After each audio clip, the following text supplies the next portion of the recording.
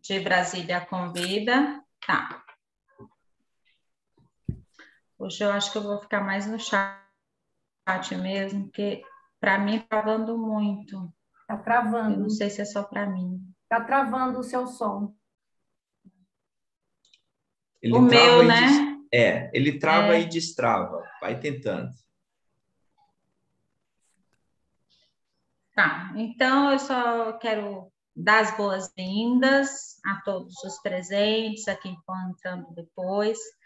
A gente está na terceira versão do IJBSB Convida, que é um evento que a gente tem feito regularmente, a cada 3 semanas, no intuito de trazer publicamente as monografias de conclusão de formação que têm sido produzidas no Instituto, estabelecendo uma relação do Instituto com a comunidade e trazendo esses temas que a gente tem que são importantes para discussões mais abertas, né? Então, nessa modalidade, a gente tem um analista, hoje o Ricardo, que entrevista um outro analista do Instituto, hoje o Tiago, e que fez uma monografia cujo tema é o pai, um tema extremamente atual, muito provocador. E a gente faz um tempo de 40 minutos a 1 hora, onde os dois conversam, vão trazendo um pouco dessa ideia, né, da monografia, e depois a gente tem um segundo tempo que a gente abre para perguntas e para trocas. O primeiro tempo é gravado e depois fica disponível no YouTube, no Instituto. No segundo tempo, a gente fecha a gravação para as pessoas ficarem mais livres para as trocas. Então, Ricardo, é com você para fazer a apresentação e dar início ao nosso evento de hoje. E obrigado, Jussane. Boa noite a todos aqui presentes. É sempre bom esse encontro da segunda-feira, né? A sensação que dá é que é sempre uma oportunidade de encontrarmos os colegas, né? Da gente se rever e um momento também, né? Da gente conversar sobre as produções do Instituto Jungiano de Brasília. São várias produções, são muitas produções, e tem sido muito importante conversar com os colegas, conhecer o trabalho autoral de cada um. E hoje o Tiago está aqui trazendo para a gente um trabalho muito interessante. O trabalho se chama O Pai entre o Céu e a Terra, reflexões sobre os desafios da paternidade na cultura contemporânea. O Tiago é psicólogo, é analista do Instituto Jungiano de Brasília, JB, IAP. O Tiago também é especialista em avaliação e análise de políticas públicas. E eu sou Ricardo Barreto, também sou analista do Instituto de Brasília e colega do Tiago, da Jussane, da Karina, da Ana, da Solange, da Ana, de várias pessoas que estão aqui. E tenho o prazer de entrevistar o Tiago. Eu tive a satisfação de assistir a defesa dele, da monografia, e fiquei imediatamente interessado em ler o trabalho dele, porque me interesso pela pesquisa das masculinidades. É uma pesquisa que eu já faço há um tempo, e quando eu vi a apresentação do Tiago, eu entendi que o trabalho me dizia muito respeito, não só pela minha pesquisa, por ser homem, por ter um interesse, também em relação à construção de novas paternidades, e quis me aprofundar, ler esse trabalho. E uma das primeiras coisas que o trabalho do Tiago me chamou a atenção é que ele já traz no título uma imagem. Ele coloca o pai entre o céu e a terra. Tiago, como é isso? Como é que surgiram essas duas imagens, o céu, a terra e o pai, entre esses dois infinitos aí? Boa noite, gente, para quem não falei aí. Ricardo, existem um casal de autores que são casados, não, ou pelo menos eram na época que escreveram os livros, que é o Coleman e Coleman, o Arthur Coleman e Libby Coleman. Eles têm uma teoria que eles falam sobre os pais terra, pai céu, mãe terra, mãe céu, e na teoria deles, esse genitor céu é um genitor que fica da porta para fora, né? É um genitor que se preocupa com as coisas de fora, né, de casa, né, com o ambiente exterior, manutenção, sustento da família. E o genitor terra é aquele genitor que fica dentro de casa, é aquele genitor que cuida das coisas de casa, da criação, do cuidado, do apego. Então, culturalmente, nossa sociedade foi sendo construída, nossa sociedade ocidental, né, com um pai muito mais céu e uma mãe muito mais terra. Mas temos inúmeros casos de pai terra e mãe céu, né? Só que hoje a paternidade que nós vivenciamos hoje em dia, e vou dizer em transformação constante, mas principalmente nos últimos 20 anos aí começou essa transformação que ainda está muito pequena, está muito incipiente ainda, e muito ainda nas classes mais desenvolvidas economicamente, né? Mais abastadas, vamos dizer assim, até sócio e educacionalmente. Esse pai que tradicionalmente era céu, teve criações de pai céu, começou a se questionar, eu não quero ser um pai céu, eu quero ser pai terra também. E não quer fazer um movimento de enantiodromia, de ficar só o terra. Então, por isso que o título ficou um pouco provocativo nesse sentido, de ser entre o céu e a terra.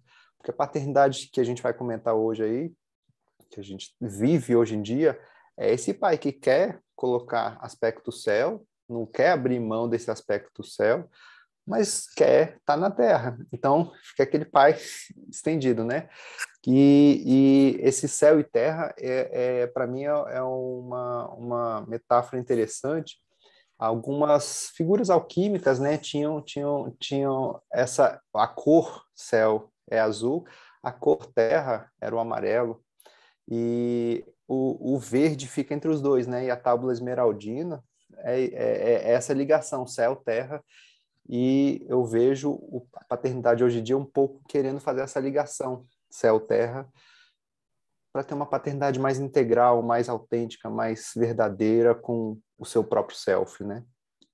Mais ou menos por aí. Então, Perfeito, Thiago. Na introdução do teu trabalho, você traz uma coisa pessoal, né? E que me chamou a atenção. Duas decisões, não sei se a gente vai chamar de decisões, mas duas coisas que você já sabia sobre você quando você ainda era muito jovem, você ainda era uma criança, 10 anos, se eu não me engano, e você já sabia que duas coisas que você queria ser quando você crescesse era ser pai e ser psicólogo. Ou seja, era bem cedo para você já ter tanta clareza, mas você fala lá na introdução. E me parece também, pelo que você descreve na sua introdução, é quando você está fazendo o seu aprofundamento na psicologia analítica, né? já sendo psicólogo, que você se torna de pai, de fato. Dessa decisão, Tiago, dessa escolha, dessa clareza, dessa revelação lá na frente, até esse momento aqui, onde você já estudando Jung, vai viver, de fato, essa experiência, assim, o que existe entre aí essas pontas e que foi te mobilizando cada vez mais, aí agora como autor, na direção desse tema? pois é, essa história aí eu acho que é um pouco difícil da gente ver, né? Quando perguntava de 10 anos de idade, o que você vai ser quando crescer, Thiago? Eu falava, eu vou ser pai. Eu queria ter uma banca de jornal, né? Porque eu gostava de revistinha, gostaria de ter, já quis ter loja de brinquedo, mas o pai veio até antes dessas duas coisas. Então, é, são aquelas coisas que a gente é do self, né? A gente identifica, na verdade é um encontro, né? Assim, a gente só tem que tirar as coisas da frente e ver, né? E eu acho que foi um pouquinho mais tarde, com 13 anos, que eu decidi ser psicólogo e nunca tive incerteza quanto a isso, sempre tive certeza. Mas essas coisas, essas duas só foram se juntar lá para frente, sabe? Não foi mais ou menos no curso da especialização, né? Antes de fazer a formação, a gente de analista, fiz a especialização, e um dia eu estava querendo caçar o meu tema, né? Assim, o que eu vou trabalhar? Aí eu estava escutando um podcast de uma uma entrevista e estava sendo entrevistada uma analista inglesa que trabalhava com o feminino. E ela muitos textos sobre o trabalho sobre o feminino. E a entrevistadora falou, mas como é que você chegou nisso? Ela falou, eu fiz uma profunda reflexão e vi que o ser mulher na minha vida era muito importante, era algo constitutivo da minha estrutura. Então, estava ali a minha resposta. Aí eu comecei a pensar, o que tem para mim? Aí foi quando eu comecei a relembrar essas coisas que sempre estiveram na minha vida. Eu falei, cara, não tem outro caminho para mim. É pai, tem que estudar paternidade, tem que estudar um masculino, é isso que eu sou. E é interessante que as pessoas mandam pacientes, crianças, adultos, está precisando de alguém, uma figura masculina mais acolhedora. É um pouco disso, sabe? Senão sempre esteve presente na minha vida e foi um pouco só de um descortinamento, na verdade. Foi mais ou menos isso, assim. Então, foi muito natural, foi muito orgânico, sabe?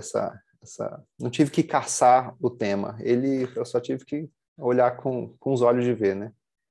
É muito interessante isso que você fala, né? Porque como um psicólogo, um terapeuta homem, também é muito comum, na minha prática, uma busca exatamente por conta do gênero, né? Nós somos uma minoria dentro do público psi, mas eu sempre fiquei achando que não tinha uma relação necessariamente com o gênero, mas talvez uma relação muito grande com uma figura paterna, né, nessa busca. E você traz um capítulo sobre os elementos históricos da paternidade. E é muito interessante perceber, porque nós, junguianos, falamos muito no arquétipo, né? O arquétipo do pai, o arquétipo da mãe e vários arquétipos. E o teu texto, ele desenvolve muito a ideia de uma construção sócio-histórica, de que o arquétipo ele se atualiza, ele é dinâmico, e ao longo da história da espécie humana, isso que a gente chama de arquétipo paterno, isso, na verdade, é uma experiência que muda, que é reformulada. Como é que você vê, Tiago, assim, como é que a coisa começa, para onde a coisa vai, onde a coisa chega, para ver se a gente se localiza, em que ponto que a gente está aí? A experiência humana da paternidade, ela é recente, né? Se a gente for ver essa historicidade da raça humana, enquanto Homo sapiens, né? Se tem gente que fala 250 mil, 350 mil anos, a figura do pai biologicamente reconhecido foi surgir mais ou menos uns 15 mil anos atrás, quando teve a Revolução Agrícola, né, passagem para o Neolítico ali, porque foi quando a nossa raça começou a se estabelecer lugar fixo, começou a ter os ciclos da vida, né, dos animais, começou a própria relação humana, as pessoas começaram a ver a causa e consequência. Então, assim, 3% do nosso tempo como raça humana, a gente tem o pai biologicamente reconhecido, onde se sabe que fulano é pai de ciclano. A mãe sempre soube, né? A mãe já está à frente da gente há muito tempo. Então, assim, essa questão arquetípica do pai, ela é mais recente na nossa estrutura humana, né? Nosso psique, né? Como Jung fala, o arquétipo acaba sendo construído pela repetição de experiências, né? Ele fala bem claramente nas suas obras. Então, a gente, como arquétipo paterno, é um pouco mais recente do que o arquétipo materno. E é a manifestação desse arquétipo que eu vejo mudando cada vez mais, né? Então, assim, a gente... quando eu falei assim, o pai de hoje, o pai dos últimos 20 anos tá mudando, eu não acho que seja o arquétipo em si que está mudando, né? Obviamente é a manifestação arquetípica na nossa cultura que tem pedido essa mudança, mas o pai, esse pai teve fases, né? Nessa historicidade aí do pai, onde ele está mais perto, mais longe, mas assim, de cara a gente pode falar que da Revolução Industrial, que foi um grande marco dessa história, que antes o pai ele ficava trabalhando dentro de casa, né? Não tinha essa história de separação, lugar de trabalho, lugar de família. Antes o pai ficava dentro de casa trabalhando, os filhos não tinham essa questão afetiva como a gente tem hoje, era muito mão de obra também, para ajudar no sustento, ajudar na herança, né, na passada das propriedades. Mas quando teve a Revolução Industrial, o pai foi jogado para trás, aí talvez aquela figura do Coman de pai céu, pai e mãe terra começou a ficar mais forte ali na Revolução Industrial, né? Então, o pai foi jogado para fora, né, de casa. E aí uns autores começam a colocar muito dali, mas alguns autores, tipo Lacan, na década de 40, essa figura aonde está esse pai, né? Cadê esse pai? Um desfazimento dessa figura do pai. Isso já tem anos, né? Mais de século, na verdade. Né? Não sei se responde a sua pergunta. Sim, sim. Porque quando você diz assim, o pai atual, eu fico sempre pensando, né? E eu acho que isso no teu trabalho é muito bom. Tem um caminho para chegar até aqui, né? Tem uma série de experiências que nós, homens, vamos vivendo, nós como sociedade. Inclusive, o que acontece com as mulheres é fundamental para o que vai acontecer com a transformação da experiência da paternidade. Até chegarmos nesse momento, que é o que você está chamando desses últimos tempos, esses últimos 20 anos, que exigem de nós, tanto fora quanto de dentro, atitudes diferentes, talvez até mais de dentro do que de fora, né? Eu acho que de fora se reclama, mas, na verdade, muitas vezes ainda se exige um determinado tipo de paternidade baseada nessa figura do pai como um mantenedor, como um garantidor de uma realidade objetiva, familiar. Então, eu acho que é importante só destacar como que no teu texto você constrói essa ideia de que a experiência da paternidade ela não está dada, mesmo quando parecia que já estava dada, que já estava garantido, que os papéis estavam muito bem definidos. Mas você fala da Revolução Industrial. Do ponto de vista psíquico, Tiago, já que você pontuou esse momento histórico, do ponto de vista psíquico, o que gira na experiência da paternidade a partir daí? O lar acaba sendo, na nossa sociedade, a partir desse evento, como um ambiente mais feminino, um ambiente das mulheres, né? Então, hoje a gente vive ainda esse resquício disso que aconteceu, né? Muito forte a partir da Revolução Industrial. Então, é como se a atuação masculina, a psique masculina, só tivesse espaço fora. Dentro, apesar de que o homem sempre teve a dominação, isso não estou querendo dizer que não exista, né? Então, assim, o patriarcado sempre existiu, né? Então, assim, essa dominação masculina sempre existiu. Não quer dizer, não, a mulher reinava dentro de casa, não é isso. Mas, psiquicamente, o reino da casa acabou ficando mais para as mulheres, para as mães, e psicamente o homem acabou ficando mais para fora. Então, assim, para mim veio muito dessa cisão psíquica que hoje vivemos e tentamos reconstruir, vem muito desse momento, sabe? Então, não sei se era mais ou menos isso, Ricardo, mas a partir eu estava com uma linha de raciocínio, acabei de perder ela aqui, mas... Pode falar. O que você está trazendo me faz pensar que dentro de um modelo mais patriarcal, conservador, machista, é como se a paternidade ela acontecesse da porta de casa para fora. E da porta de casa para dentro, né, o reino é o reino materno. Ao mesmo tempo, a paternidade se constitui pelo nascimento de um filho. A paternidade se constitui porque... Ou pelo surgimento do filho, né? Isso, o surgimento do filho, que a priori poderia pressupor uma experiência de relação, né? A gente se torna pai a partir de uma relação, assim como a mulher se torna mãe a partir de uma relação. Então, a minha questão, assim, para ti é para onde vai na construção da paternidade a experiência relacional?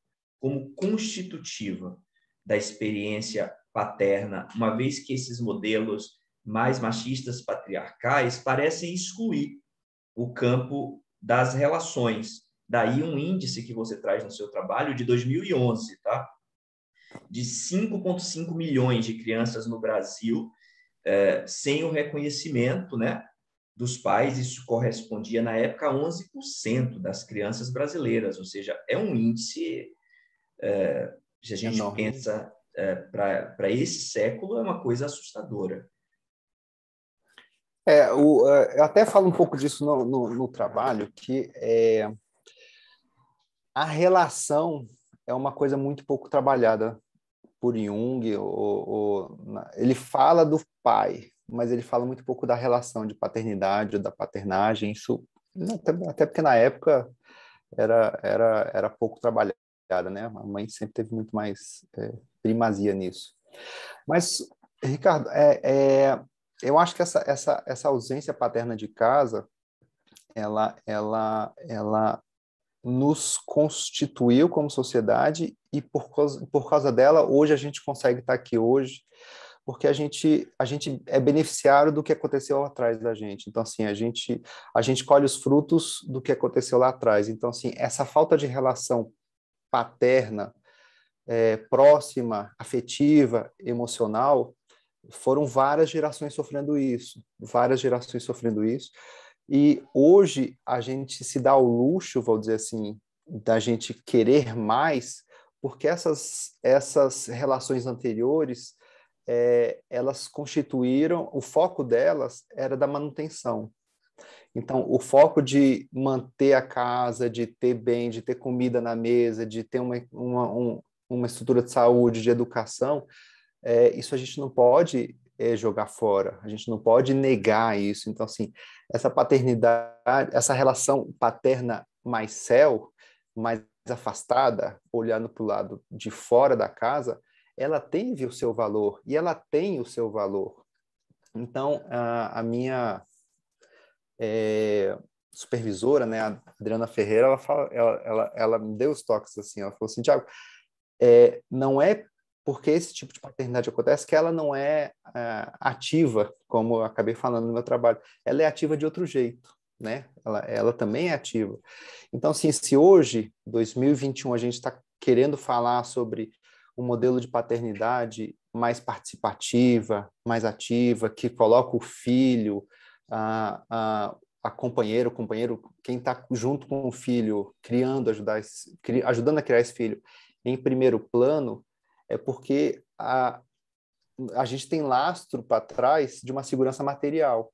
Então, assim, hoje, a minha geração, estou com 40 anos, e na minha classe socioeconômica, a gente tem família que não deixaria a gente desamparado caso acontecessem tragédias, sei lá, materiais na nossa vida.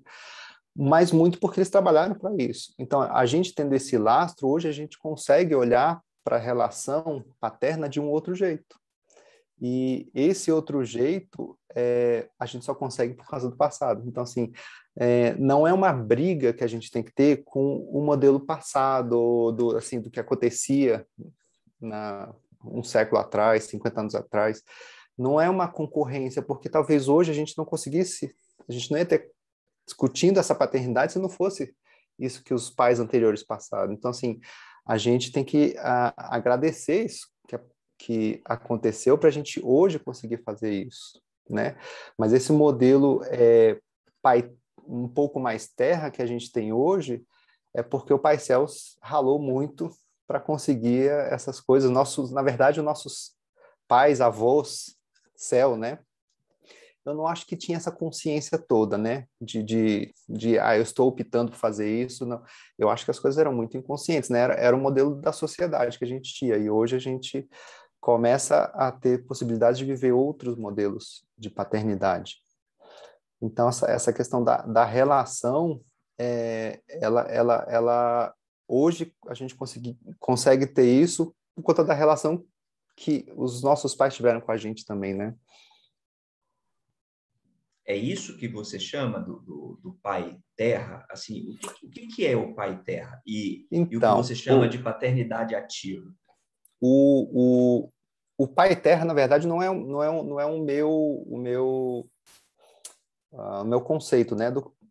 Aqueles autores, o Common e Common, que fala o pai terra é um pai que vive exclusivamente para a família, no papel primário do cuidador, onde acaba que a mãe, a esposa ou o companheiro, seja lá quem for, vai fazer mais essa função céu de mantenedor, de trabalha fora e se preocupa com essas coisas.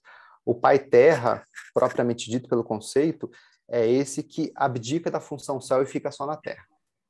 Eles trazem um outro conceito, que é o pai diádico. Então, sim, que é um pai que tenta equilibrar as funções céu e terra. Só que pela teoria do Common e Common, o pai diático depende de uma mãe ou a outra pessoa diática. Então, assim, como meu trabalho era mais sobre a paternidade, não sobre a relação dos genitores,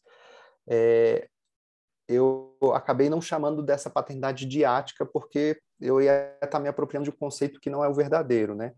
Então, eu acabei chamando dessa paternidade ativa, que não é também um conceito que eu gosto mais, mas eu estava falando até com você, né, Ricardo, um dia desse, falando que, para mim, um nome melhor seria uma paternidade integral, alguma coisa nesse sentido, onde o pai esteja integralmente presente. Porque, então, assim, o que seria esse pai hoje, nessa paternidade mais ativa? É um pai que ele não está satisfeito só de exercer função terra, nem de só exercer função céu. Ele quer a mistura, ele quer a amálgama das coisas. Então, é um pai que cansou do modelo mais patriarcal e quer fazer um pouco diferente. É um pai que quer colocar, essencialmente, os filhos não acima dele, como seria uma paternidade terra, os filhos ficam acima, onde vem tudo acima deles, mas no mesmo plano, onde o pai vê a sua importância, mas o filho também é importante, a mãe também é importante. A mãe, quando eu falo a mãe, gente, é porque meu trabalho foi muito voltado para a relação heteronormativa, que a gente tem muita pouca literatura junguiana sobre outros tipos de configuração familiar. Então, assim, mas quando eu falo mãe, eu não quero ser preconceituoso nem discriminatório, é tudo, tá? Mãe, companheiro, companheira, que seja lá quem for. Então, é colocar as pessoas com quem você convive em primeiro plano também. No patriarcado clássico, né, as vontades do pai vêm primeiro. E agora, nesse modelo de paternidade um pouco que eu estou chamando de ativa, não é bem assim, né? Não, a gente não quer mais isso, é muito difícil, porque, e eu estou falando aqui, eu, homem, branco, hétero, do alto da minha supremacia, né? A classe mais opressora que nós temos no mundo, a gente vai abrir mão do poder, a gente vai abrir mão de privilégios para isso, porque não nos preenche mais isso, sabe? Não cabe isso mais na nossa sociedade, não existe. Então, assim, isso, como eu te falei, Ricardo, assim, ainda acontece no substrato muito pequeno da nossa sociedade ainda, né? Não podemos falar isso que acontece por isso que eu quis colocar esses dados aí no trabalho, que 11 milhões de crianças sem pai na carteira de identidade é o quê? É a mãe ralando lá para conseguir dar o mínimo sustento para o filho, mas a gente consegue o meu trabalho foi um pouco para entender essa mudança que começou a acontecer, né? Nesse olhar um pouco mais junguiano. Eu estou falando, não sei se eu estou saindo dos assuntos que você está perguntando, aí você me Não, traz tá aí de volta, sim. viu? Não, fica à vontade, fica à vontade. Não tem um roteiro, não. É só porque eu acho importante a gente pensar dentro do que você está trazendo. Me parece que essa mudança do modelo de paternidade, ela ainda é uma mudança elitista, Isso. né? Porque pressupõe esse lastro aí que você falou antes, É um privilégio E ainda isso. isso, né? E quando não é o privilégio material, é o privilégio simbólico, machista, patriarcal, de se manter dominante, inclusive quando ausente. E eu acho que essa é uma questão muito importante para a gente pensar num país tão desigual e tão pobre e tão sem lastro material, e o lastro simbólico bastante atravessado, eu diria, né? Então, eu acho que é bem importante a gente pensar realmente o que muda. E se não tem o que muda, talvez a gente possa pensar, né, Tiago, o que precisa mudar. Porque quando você diz assim, a gente não quer mais, a gente não aguenta mais, a gente não dá conta, eu acho que se chegou na gente, né, que nós que temos o privilégio, podemos dizer que nós não aguentamos, imagina todo mundo que nos cerca que não tem os privilégios, né? Uhum. As mulheres, as crianças, o próprio planeta. Então, de fato, né, o que mudou e o que precisa mudar nessa construção. Eu acho importante o que você está trazendo, né? Não é uma questão de criar um tensionamento no sentido de escolher o caminho do bem, o caminho do mal, porque eu estou entendendo dentro do que o teu trabalho traz que até a ausência do pai entrega um pai, Uhum. né? A ausência do pai produz um pai, Com né? certeza. É isso mesmo. É, eu, fa- essa mudança que as mulheres começaram a empreender década de 50, década de 60, para mim foi um dos grandes causadores do que a gente vivencia hoje. Então, assim, lá naquela época, quando a mulher, eu tenho medo de falar isso, mas não é meu lugar de falar isso, mas começou a ter contato mais com o mundo exterior e a casa por si só é, é, já não, eu tenho certeza que já não abastava de antes, né? Sim, mas ali tiveram as condições políticas, societárias de se movimentar para mudar o cenário.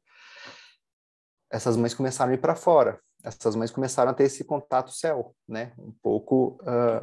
E aí, alguns autores começam a falar ali na década de 80, na década de 90, essa figura dos pais fracos. O Robert Bly, ele fala um pouco desses homens, pais não, desculpa, dos homens fracos. O que aconteceu? A mulher começou a reivindicar esse lugar na sociedade, que é mais que totalmente de direito, né? Mas ainda até hoje oprimidas, né? Os homens começaram a ficar sem saber qual era o seu papel, qual era a sua função, muito na sociedade, mas muito dentro de casa.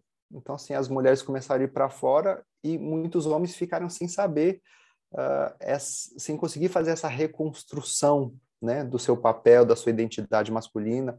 O Robert Bly acaba até puxando para um lado muito, eu acredito, machista, até reforçando alguns patriarcados que eu não concordo muito, mas eu quis falar dele falando dessa imagem desses homens que ele fala, homens fracos, homens frágeis, agora não me lembro exatamente a palavra. Mas, de novo, são homens que tinham o privilégio de poder já começar a fazer reflexão. Então, assim, como mudar, Ricardo? Eu acho que parte muito da nossa reflexão. Assim, a gente tem que refletir sobre as coisas que estão acontecendo ao nosso redor. Nós, homens, nós pais, não podemos ficar olhando para o nosso umbigo, gente. A gente tem que olhar para o lado das coisas que estão acontecendo. Então, esses pais começaram a se questionar o seu papel, né? O seu papel na família. E esse movimento, pelas coisas que eu estudei, que eu li, que eu escrevi aí, começaram mais forte a partir da década de 90. 50 anos depois, vem os homens querendo... O que estava faltando nos homens? Esse contato. Então, assim, enquanto as mulheres começaram a ter um contato maior com o seu ânimos, né?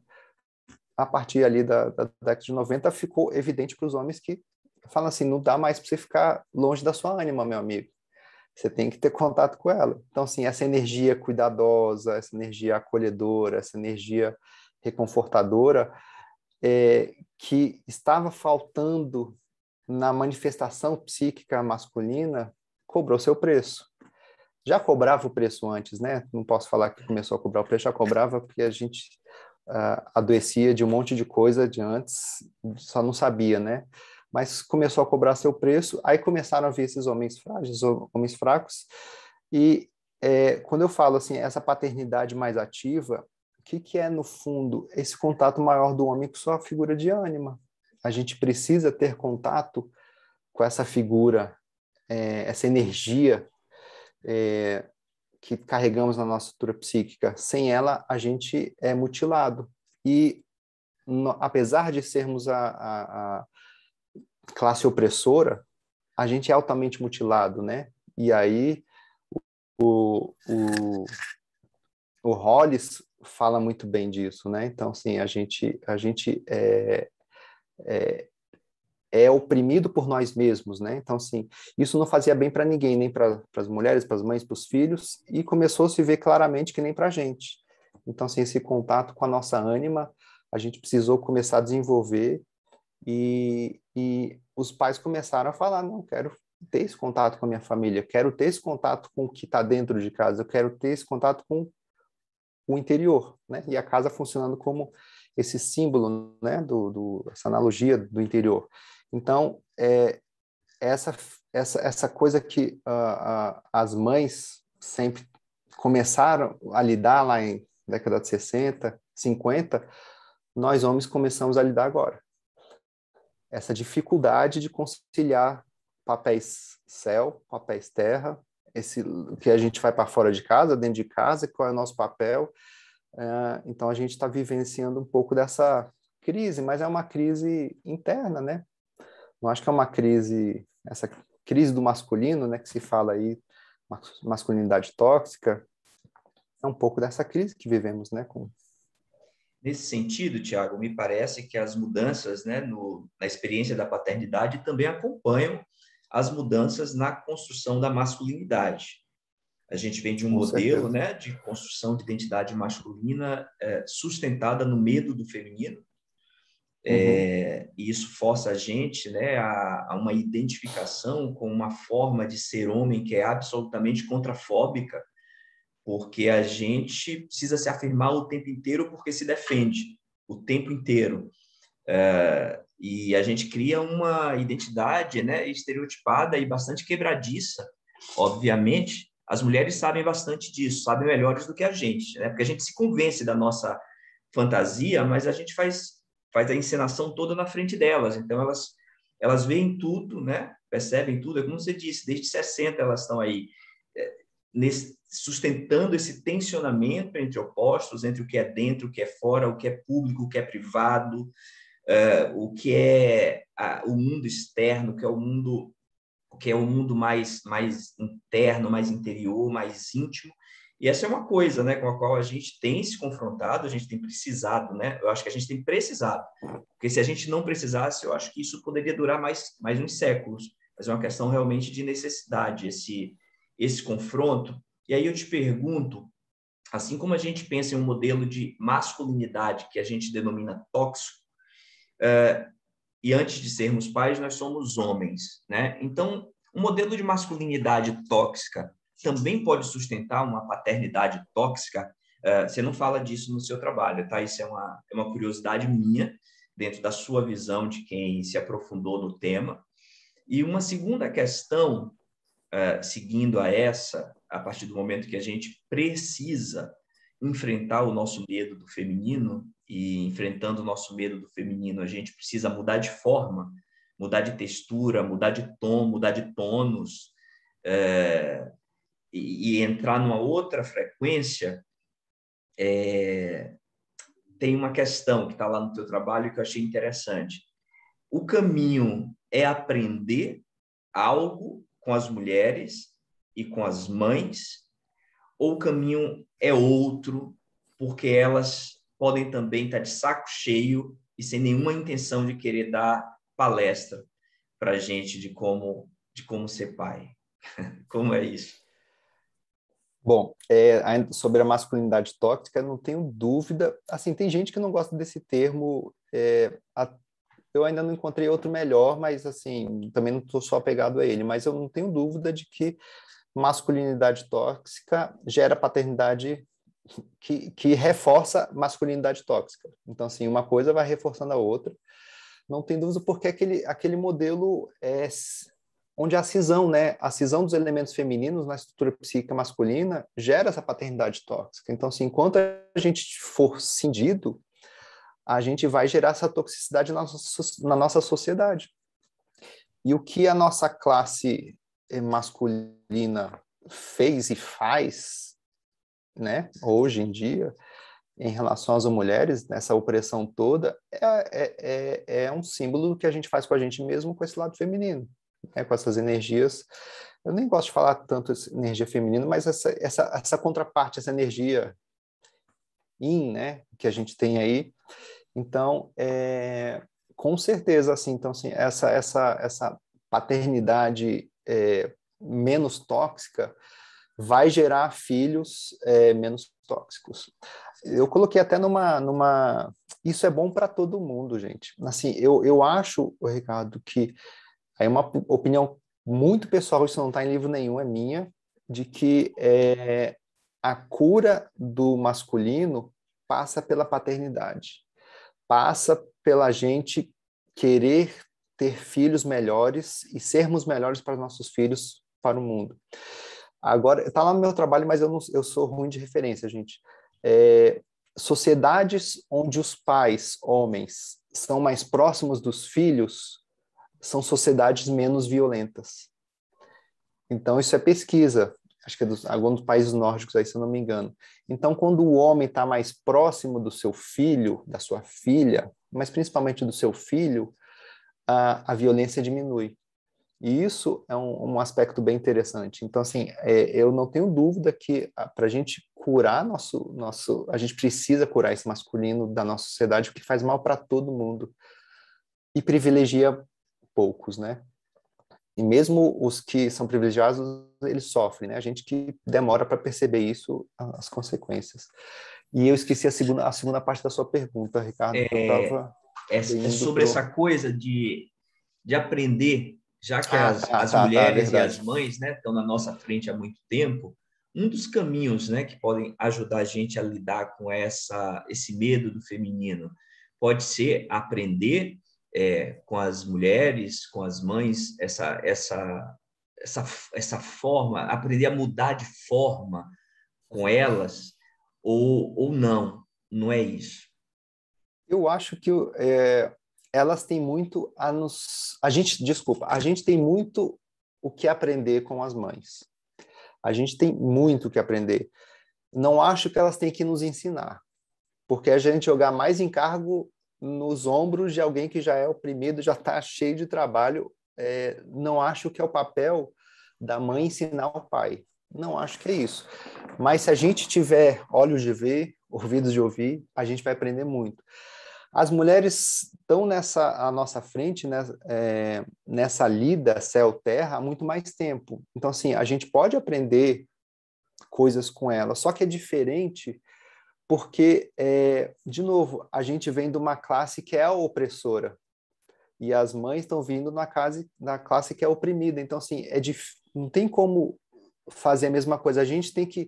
Eu acho que a gente tem que mudar mais de outros jeitos do que as mães, porque a gente tem os instrumentos de controle mais na mão do que as mães. Então, assim, eu acho que não dá para a gente fazer esse instrumento, esse paralelo tão grande, mas o que eu até explico, a gente vai ter que aprender a fazer isso. Até o Tacy, que é um autor australiano, junguiano, estudante, autor de temas de masculinidade, ele fala, a gente vai ter que aprender a se paternar. A gente vai ter que aprender como é esse novo jeito de se paternar.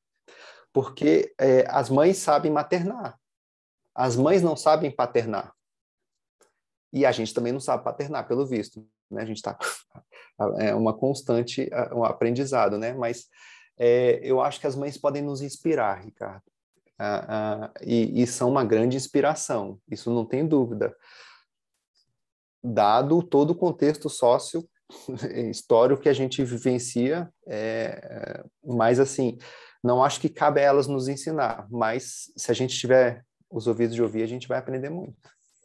Eu acho que, sobretudo, né, Tiago, inspiração, porque elas conhecem o entre, né? Eu acho que, voltando para o título do teu trabalho, né, o Pai entre o céu e a terra, eu gosto muito dessa ideia do entre, desse lugar, né, de trânsito, de passagem, de fenda, de ruptura, de rachadura, de nesga, Uhum. né?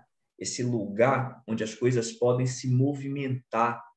E nesse sentido, sim, eu acho que as mulheres e a construção da maternidade lidam com o entre. Eu acho que a gente lida muito com as pontas, me parece, do É processo. verdade. Mas mesmo as mães, e aí eu sei que tem mães aqui escutando, a gente sabe que essa história não é fácil. Esse entre é muito difícil. Quantas e quantas mães não se perdem no seio familiar, não colocam os filhos acima, em geral, né? Assim, então, assim, hoje, até hoje, apesar de a gente falar que como se fosse uma conquista isso, não, as mulheres começaram antes da gente, mas ainda estão batalhando. Então, assim, quantas e quantas mães não se perdem nesse contexto de criação de filho, quem eu sou um ser profissional, eu sou um ser maternal, qual é o meu papel? Então, assim, e colocar ainda assim, então, você que não sabe direito ainda harmonizar isso, vem me ensinar, é muito peso, né? Então, assim, os homens hoje, nessa relação com a sua ânima maior, eu falo isso no meu trabalho, um dos perigos é a gente ser dominado. E aí a gente fica esses homens que o Bly falava na década de 90, frágeis, fracos, sei lá, onde esse poder da ânima na nossa estrutura psíquica, ela também não pode, assim como as figuras de sombra, não podem dominar a gente, no sentido de ser a primazia da nossa energia psíquica. E hoje eu vejo muitos pais perdidos nisso também. Participo de grupos de pais, já fui a alguns grupos de homens, onde há um endeusamento dessa energia feminina e onde há um alijamento da energia masculina. Isso acontece em muitos grupos de pais hoje em dia. E a gente não pode deixar isso acontecer também, porque as coisas precisam estar em equilíbrio, né? O muito de um dos lados é que é ruim. Então, a gente vive muito, ou vive na sociedade muito do machismo, do patriarcado, e muitos pais acontece um movimento antiandronômico, não, vamos agora só o feminino que tem valor, só o feminino que é importante. E há uma negação desse masculino e, como você falou, antes de sermos pais, somos homens. E como é que a gente fica nisso? Eu não posso ser homem, eu não posso exercer minha masculinidade, eu não posso ter pensamentos masculinos, sei lá que se isso existe, né? Sei lá o que. Mas, assim, tem gente que acaba se perdendo nisso. E o reino da ânima, da grande mãe, ele é sedutor, aprisionador. E se a gente não tiver força e reflexão suficiente de não perdermos essa nossa contraparte masculina, a gente vai ficar perdido como muitas mães ficam perdidas. Então, assim, acontece com elas, acontece com a gente, sabe? Então, assim, esse reino intra é muito difícil, né, de não ser engolfado por ele, sabe? Quando você menos viu, já era. Eu passei por uma experiência dessa no início da minha paternidade. Eu, é, eu fiquei sem energia nenhuma, porque era tudo para a família, sabe? Tudo. Eu nunca deixei de trabalhar, nunca deixei de ter essa parte céu, né? Mas, amigo, era sentar no chuveiro e chorar, porque não tinha mais o que fazer, a energia ia tudo embora. Então, a gente se perde nesse processo e acaba esquecendo um pouco quem a gente é. Então,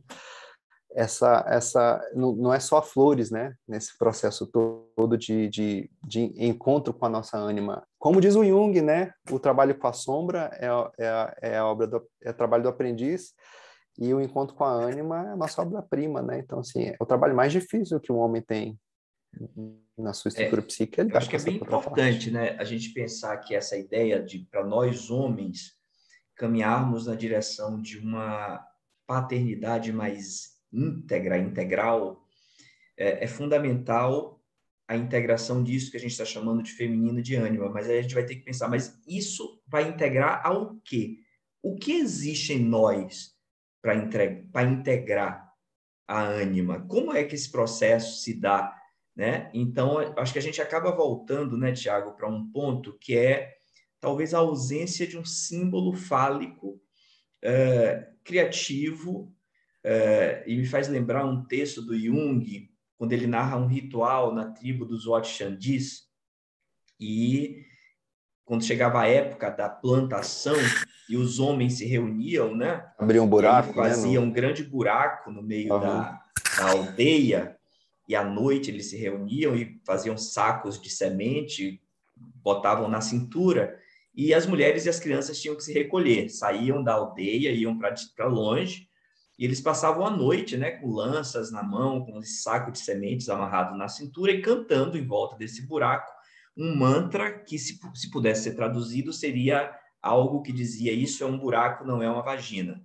Isso é um buraco, não é uma vagina. A noite inteira circulando em volta disso, com esse saco cheio de sementes, e quando o sol raiava, eles partiam, né? Só homens para o campo para penetrar a terra, para cavar buracos, enfiar a semente, cobrir com a terra e realizar o ritual de plantação. Ou seja, isso talvez a gente pensando hoje parece uma coisa muito distante da nossa realidade moderna, contemporânea, que não se pensa, né? Não faz com que a gente não se pense como natureza, mas, na verdade, quando a gente pensa nesse processo todo de como a gente vai lidar com o feminino, mas o feminino vai integrar o quê? O que a gente tem de potência, de fato, masculina, estruturante, criativa, luminosa? O falo é isso, né? Falo é aquilo que se ilumina, é aquilo que se conecta às novas formas de vida, né?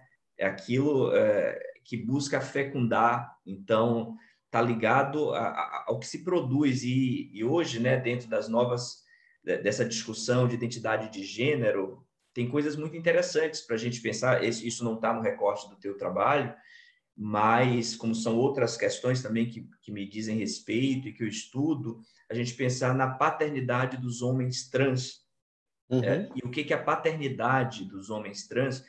Eu li uma matéria hoje, né, do Tammy Gretchen, e ele falando, ele se tornou pai agora há pouco tempo, né? E o que nós, homens cis, independente das nossas orientações sexuais, o que nós temos, né, também a aprender com os homens trans em relação a essa construção de masculinidade e de estrutura fálica, criativa, potente e receptiva às novas formas de vida, né? Porque me parece que ser um símbolo fálico poroso, receptivo, curioso, esse esforço de integração de feminino pode não passar de uma operação ou intelectual ou uma coisa de uma mudança de forma, mais uma vez, da porta para fora, né?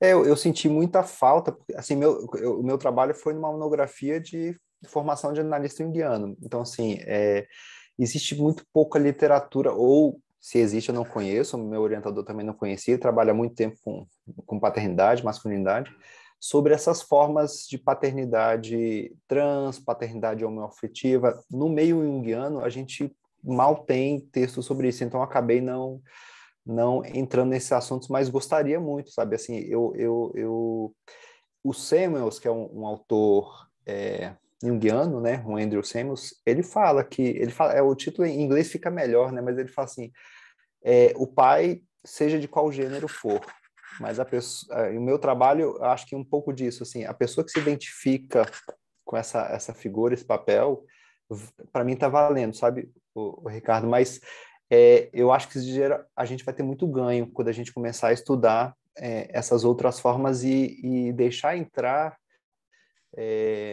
no meio junguiano isso. Eu acho que existe um preconceito que é do nosso preconceito societário, natural.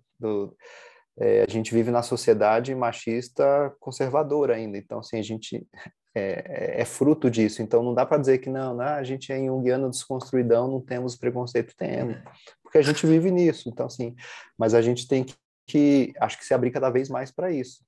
E concordo, a gente nunca vai integrar esses aspectos, né? A gente vai ter que assimilar alguns dessas coisas na nossa estrutura consciente. Agora, se nós homens, pais, não tivermos essa masculinidade bem construída, a gente realmente vai ter dificuldade de integrar as coisas, porque vai entregar com o quê? Né? O que aí acaba tomando conta, às vezes, essa outra contraparte, ou a gente tem um medo, como você falou. Esse ritual aí do que você falou é muito legal.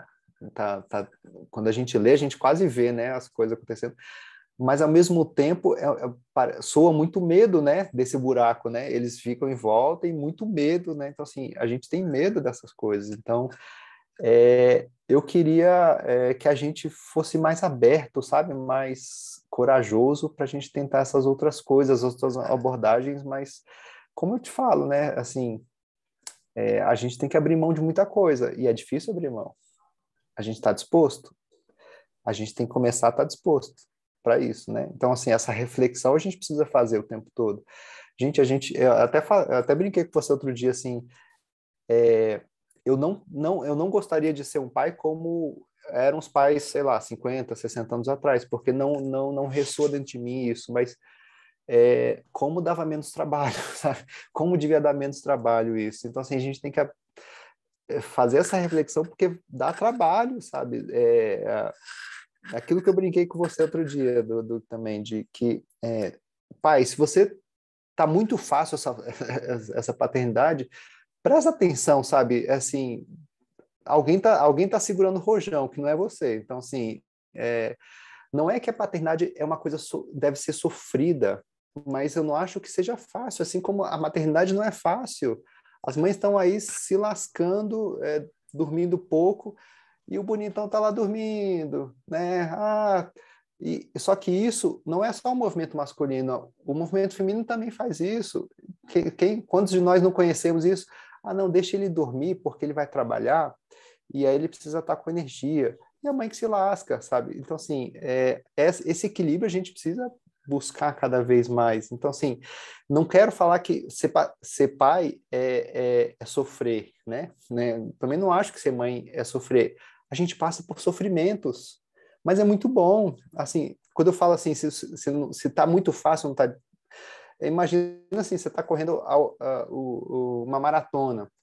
Cara, se você não tá suando, provavelmente você não tá correndo direito, amigo. Você tá lá no início, sei lá, você tá fazendo outra coisa, mas ganhar a maratona é ótimo, mas dá trabalho. Então, assim, ser pai, ser mãe é ótimo. Recomendo a todo mundo que queira, que tenha essa vontade. Só que é cansativo, não é fácil.